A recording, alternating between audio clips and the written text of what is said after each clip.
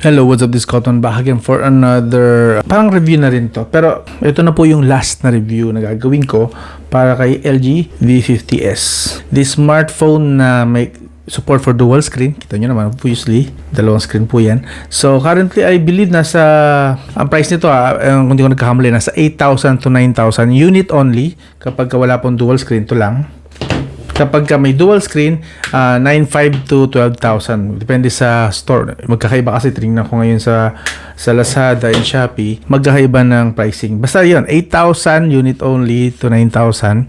And then 9,500 to 12,000 with dual screen. Siguro depende sa condition yung pricing na yon. So, continue na tayo. Hindi ito magiging detalyadong review. Hindi ko nagagawin yun kasi ang dami ko na rin video actually na ginawa para sa smartphone na to. So, kung detalyadong review lang din naman, balikan nyo na lang yung mga review ko. This one is an update, 2024 update kung sulit ba si LG V50s ngayong 2024. Okay? So, may ganitong technology, ganito pa rin kaganda na screen, ganito kagandang design, may ganito, may LDAC, so on and so forth. Sulit pa ba to ngayon? Kasi 2019 pa po ito ni-release.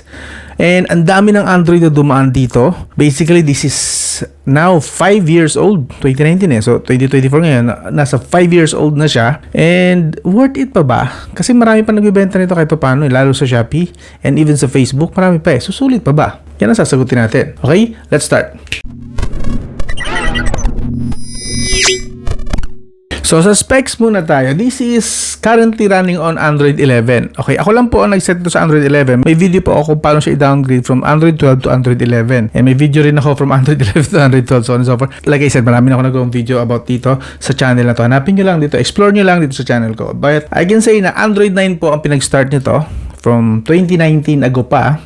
And then Android 12 na yung pinaka-latest nito na Android version. Okay? Pero itong specific na unit na to, Android 11 lang, dinowngrade ko po siya. Nung tinanggap ko kasi yung Android 12, nagka-problem po. Ano yung problem? Hindi na po gumagana ang dual screen sa Android 12. At least sa unit ko. I'm not sure kung sa iba gumagana, but on my unit, tuwing na-upgrade ko siya sa Android 12, hindi talaga gumagana ang dual screen. So, nagiging useless po ito. So, I wouldn't recommend na mag-upgrade kayo sa Android 12. Android 11 na lang. And syempre, mas stable pa rin po kasi ang kanyang performance sa Android 11. At least sa experience ko. Again, kung iba experience mo, okay lang din naman yun. Wala tayong problema doon. Ang chipset na nandito is Qualcomm Snapdragon 855. That's 7 nanometer. Yes. At hanggang 2.84 GHz ang clock speed. May Adreno 640 po ito na GPU and 8GB, 256GB na storage po with UFS 2.1 na technologies ng storage din. So, hindi pa rin ito kulela technically kung ikukumpara ito sa mga 10,000 pesos below na mga smartphones. Yeah, papakita ko sa inyo why. Ngayong pause nyo na lang tong video kung gusto nyo pang basahin tong specs. Tuloy na tayo sa typical na review. Again, hindi ito detalyadong review ha. More on pahapiyaw lang to lahat. Okay? Pero I'll try my best na maging comprehensive pa rin siya. As for the design, ito pong likod niya is Corning Gorilla Glass 6. Okay? Ang kasunod na po nito is Victus. So that means matibay pa rin po ito. That is why kahit na naisugod ko na to sa bagyo, paminsan-minsang nalaglag, pero hindi naman malala yung laglag na lumagapak sa buhangin nung nagdagat kami, so on and so forth. Marami na rin kami pinagdaanan ng smartphone na to. And this is the last time kasi ibibigay ko na ito sa tropa. Kasi kailangan ng tropa ng smartphone and wala akong maibigay and I believe kailangan ng may makinabang nito na totoong gagamitin siya. Kasi ako lately hindi ko na siya masyado nagagamit kasi ang problema ko sa kanya is battery. Yeah, papaliwanag ko sa inyo yan mamaya. Pero yun, like I said, Corning Gorilla Glass 6. Matibay po ang back nito and kung mapapansin nyo, flat po yung kanyang camera. And isang smartphone lang alam ko na gumaya nito sa 2024. Alam nyo kung sino? The Red Magic 9 Pro. Yung ginamit ko a few months ago lang, ngayon 2024. Yun lang ang kaisa-isa yata na gumaya dito sa design na yun. Yung flat na flat talaga. Walang bukol, so wala kang issue na mag-wobble siya. Walang wobble style dito. Yun nga lang ang problem, na sobrang kinis ng design na to, dumudula siya. Madali siyang dumulas. Kita nyo, kusa siyang gumagalaw. So, slightly naka-incline or naka-decline yung surface, gumagalaw siya ng kusa. And pag minalas-malas ka, na malalaglag ka. So, 2 times na po itong nalaglag. Buti na lang, hindi po siya napupuruhan. Of course, it's still glass. Mababasag pa rin pag napuruhan kahit pag Corning Gorilla Glass 6 ito at Corning Gorilla Glass 5 yung harap. And kung mapapansin nyo, 2 taon na rin yata itong walang tempered glass or screen protector. Yes, nabuhay siya, nakasurvive siya ng walang screen protector. Solid po ang pagkaka-design dito. And FYI na din, meron po siya military standard na certification. Ibig sabihin, mahanap lang po yung certification na yun sa mga rugged phone. So that is why medyo may katibayan din ng konti. Again, hindi siya invincible ha. Pag napuruhan ito, basag pa rin ito. Still, mas matibay ito sa mga normal na mga smartphone. Okay? So good job dito kay LG sa pagka-design nito. That is why this is one of my most favorite na dumaan talaga sa smartphone. And this video actually is a goodbye na rin sa smartphone na to bago ko siya ibigay sa tropa nga. Ngayon, parang nakakaramdam kayo ng lungkot. Ako bigla ako nakaramdam ng lungkot, no? Continue tayo sa design.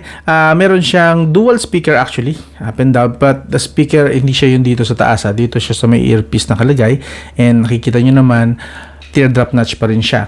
Meron tayo antenna lines dito at dito nakalagay yung SIM card. This one is a Korean version, so this is single SIM lang. Okay, single SIM lang po ang pwede ilagay dito.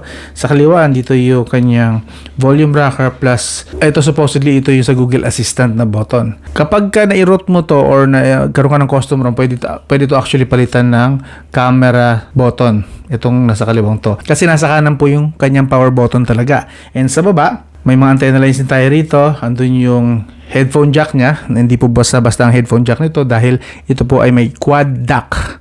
4 na DAC support dito. So high quality po.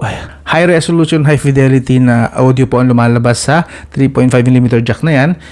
USB Type-C 3.1 din po ito, hindi to 2.0, 3.1. So ang speed nito kapag nagta-transfer ka using USB sa PC is around 50 to 60 Mbps. Not 30, not 20, not 15. 60 up to 60 Mbps, okay?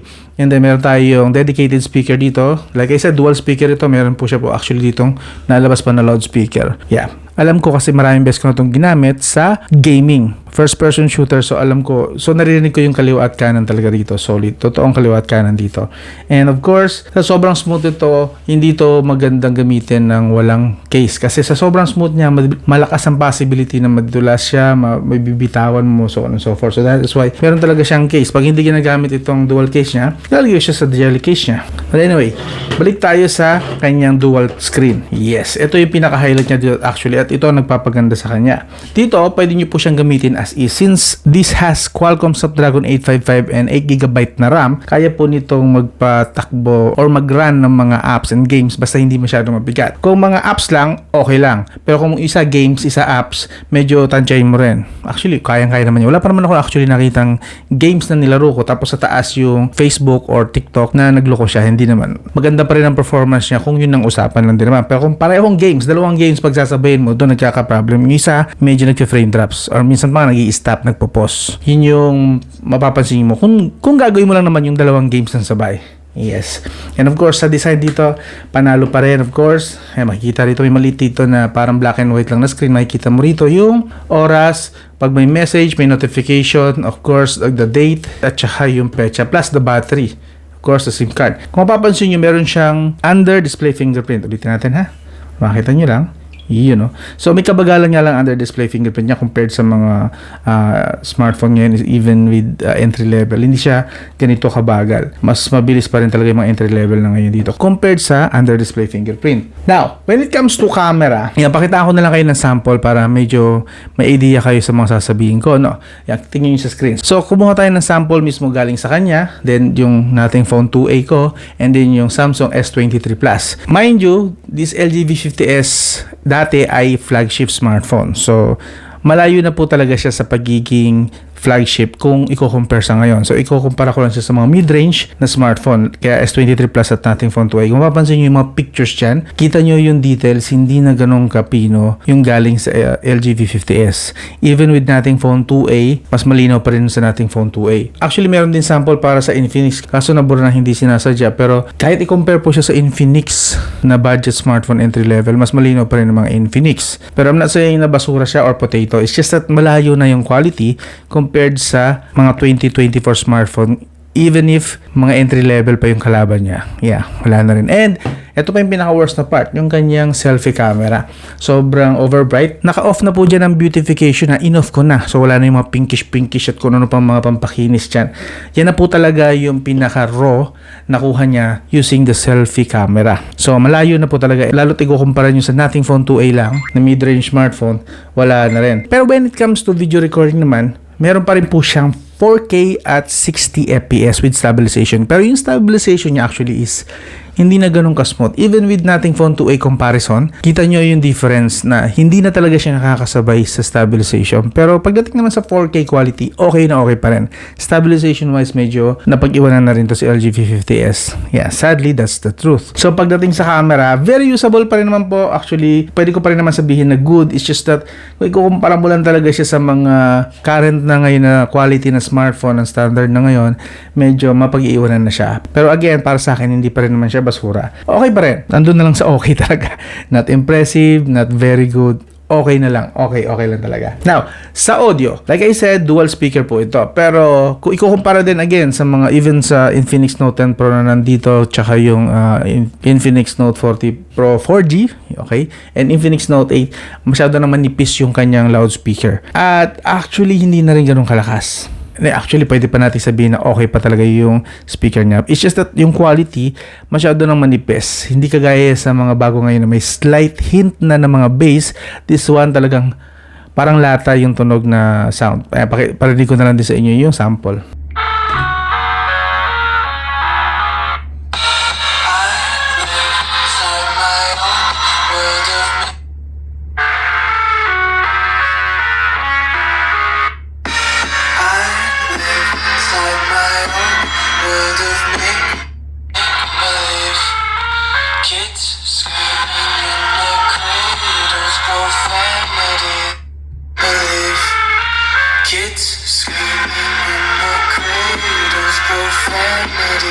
Ngayon, gumaalala nyo, meron po siyang headphone jack na may support for quad DAC. So, dito po siya, hari pa rin tingin ko hanggang ngayon. Hari pa rin. King pa rin dito si LG V50s kasi dito gumagana yung IEM ko. Sa kanyang headphone jack port, yan.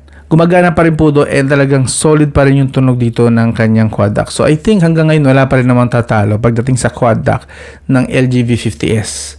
Sadly, wala nang smartphone yata na sumunod o gumaya dito. The next best thing na ngayon is si Sony. Si Sony may DAC support. Of course, yes, meron. Pero I don't think ganun kaganda yung kanyang quality compared sa LG V50s na quality. Yeah. Or I could be wrong. Baka bias lang ako sa part na yun. Pero like I said, sa quad DAC, wala na pong gumagawa na tulad ng gumaya talaga kay LG pagdating sa ganun na part. So sa conclusion ng audio, pagdating sa wired earphones, ito pa rin yung hari. Pero sa loudspeaker, medyo hindi na, napag-iwanan na po ito sa loudspeaker niya. Sa connectivity naman, this supports 4G, LTE, and 5G. Sadly, hindi supported nito ang 5G sa Pilipinas. Kailangan pang i-route at saka i-tweak para lang ma-activate yung 5G, which I wouldn't recommend din kasi ang konti lang naman ng bands niya. So, hindi rin worth it yung risk. So, stick na lang sa 4G, LTE. Kung ako lang naman ang tatanungin. Pero kung mapilit kayo, gusto nyo i-unlock yung 5G niya, ang konti lang po ng kanyang bands. Like 4, 5 yung supported dito sa Pilipinas, and tsambahan pa yon kapag nakahanap ka talaga ng tower na meron support sa band na yon. Napakahina po kasi early 5G generation pa po ito, so that means konti lang pa ng time na yon ang kanyang bands na supported talaga. At dahil Korean SIM po ito, single SIM lang po ito, and one of the recent na napapansin ko sa kanya is bumibitaw yung kanyang mobile data at saka wifi. May panakanak, hindi naman sobrang dalas, like panakanakang nadidisconnect. Yes, so isa napapansin ko rin, siguro talagang inano na rin ng kalumaan. Pero like I said, hindi naman siya ganun kadalas. Like siguro sa maghapon mga 10 times. I-distribute mo yun sa maghapon yung 10 times. Nabigla na lang suddenly, mawawala yung signal ng 5 seconds, 10 seconds, then babalik naman talaga siya. Yun lang. Pero again, mapagtsatsagaan pa, I just wouldn't recommend this as your daily driver. No. Pero kung call and text, siguro baka pwede. Yeah, something like that. Pero yun nga, nadidismaya na ako sa signal niya, sa reception niya, kasi may mga comparison na ako, like sa Nothing, sa Red Magic 9 Pro ko dati, yung mga Infinix na dumaan sa akin, so on and so forth. Even Infinix, kaya ng talunin ito pagdating sa stability ng signal. At least itong unit na gamit ko ha. I'm not sure sa mga unit nyo. Baka iba sabihin nyo, okay naman. May mga ganun sa inyo na medyo bat hurt agad. Hindi naman kayo pinatatamaan. So again, sa connectivity, so 1 to 10, bibigyan ko na lang siguro to ng 5. Yeah, malayo na sa perfect, malayo din sa very good. 5 na lang, nasa okay na lang talaga yung kanyang connectivity. Bluetooth 5.0 din nga pala ito. So, yun.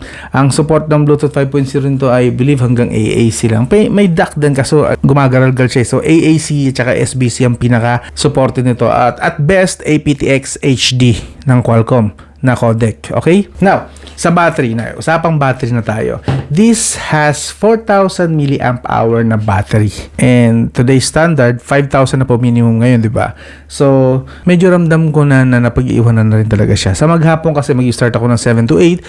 By past lunch, like 1 to 2 p.m., lobat na po ito. Swerte na umabot ako ng 3 p.m. dito bago tuluyan siya mamatay. Which means, hindi ko na siya mapakinabangan ng tuloy-tuloy during my ride. Pag nagmumotor ako sa malayo, long ride, pumibigay na po siya. Kasi syempre, naka full brightness. Then, Google Maps, syempre naka-on lagi ang screen. So, around 2 p.m., 3 p.m. at best, kailangan na niya i-charge. So, kailangan ko na ilabas yung pangalawang smartphone para support sa kanya. Pero, again, kung light user naman kayo, like mostly social media lang at hindi naman kayo kagaya ko na walang patayan ng screen, pwede pa po sa inyo to sa maghapon. Pasok pa po ito. It's just that yung sa akin lang naman, yung continuous na gamit, walang patayan ng screen, talagang wala na. Hindi na siya tumatagal talaga na maghapon, hindi gaya dati. And of course, 4,000 mAh, meron po siya hanggang 21 watts na charging support. Ang charging po nito umabot na ng 2 hours. From 20% to 100%, 2 hours na yung charging niya usually. That's sad also kasi syempre ibang smartphone ko dito below 1 hour na ang charging. 2 hours medyo hassle.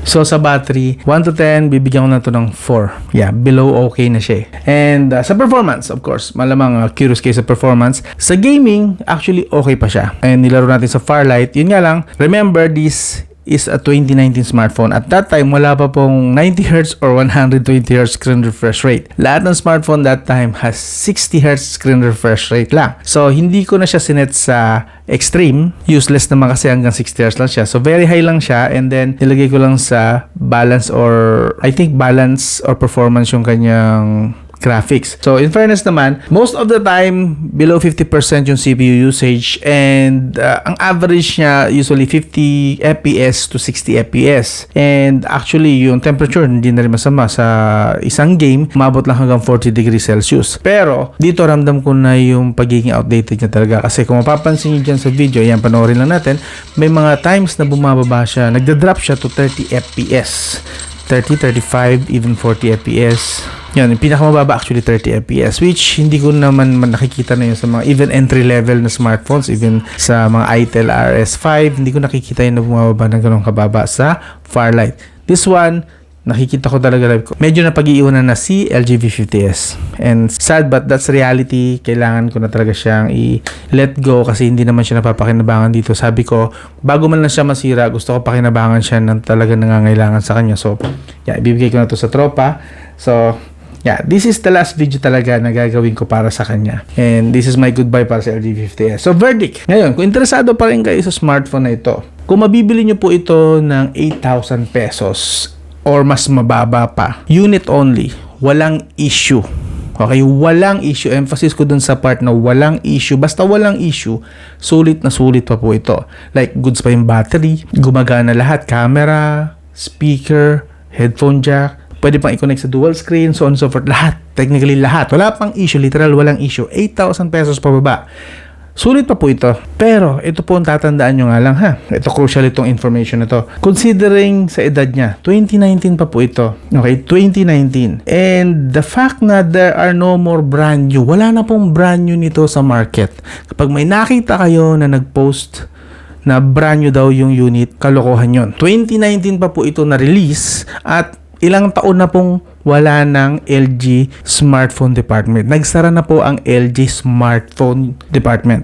Wala na, matagal na, ilang taon na. So sa magsasabi na may brand new pa sila nito, huwag po kayo maniwala. Sobrang baba na po ng chance na may brand new pa po nito. And if ever man na totoo nga na may brand new, siguro galing siya sa mga collector kasi may mga collector talaga na ipipreserve nila na sealed yung box. Sobrang konti lang po nun. Sobrang bihira po nun. And kung totoo yun, masyado pong mahal dapat ang benta kasi technically this is collector's item na eh. Okay? Lalo yung brand new at sealed, makukuha nyo. This is collector's item na, I believe. Another 5 years, tingin ko mataas na ang halaga nung sealed na box na yon. Pag nag 10 years na to pataas, mataas na ang value nun ng LG V50S na yun, lalo't sealed pa yung box. Malamang sa malamang, again, hindi ko sinasabing 100%, pero malamang sa malamang makabili kayo nito, refurbished na po yun. Napalitan na yung pyesa, pinagana lang ng onte, so malamang yung integrity na at quality ng LG V50S na yun ay hindi na rin magtatagal. Possible na 2 to 3 months, 6 months, sira na rin agad yun. Possible. I'm not saying absolute. It's just a possibility. At napakalaking possibility po nun. Kasi nga, 2019 pa po ito na smartphone. Luma na, matagal na. Okay? So, ayun. This is goodbye sa aking LG V50S. I-reformat ko na to at ibibigay ko na sa tropa. Ayop, naging informative pa rin po itong video. Kahit na hindi ko na masyadong pinuri itong smartphone na to. Siyempre, real talk tayo dito hanggat maaari. Kahit mayroon akong bias sa smartphone na to, sinabi ko pa rin yung totoong lagay niya, totoong sitwasyon niya ngayon 2024. Alright? So, kung gusto niyo yung ganitong style ng video, I hope consider mag-subscribe, like, and share. Hanggang doon lang. This is Scottman and this was LG V50S. I'll talk to you again soon.